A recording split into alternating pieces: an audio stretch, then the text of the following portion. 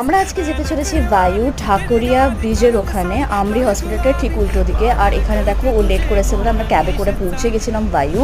তো এখানে যে স্পেশালিটিটা হচ্ছে স্নোফ্লেক্স বিয়ার, মানে যে কোনো ড্রিঙ্ক তোমার স্নোফ্লেক্সে টার্ন হয়ে যাবে, সেটা এদের স্পেশালিটি। তো আমরা পৌঁছে গেছিলাম সেই হিসাবে। তো পৌঁছে যাওয়ার পর আমার অ্যাম্বিয়েন্সটা তো খুব ভালো লেগেছে।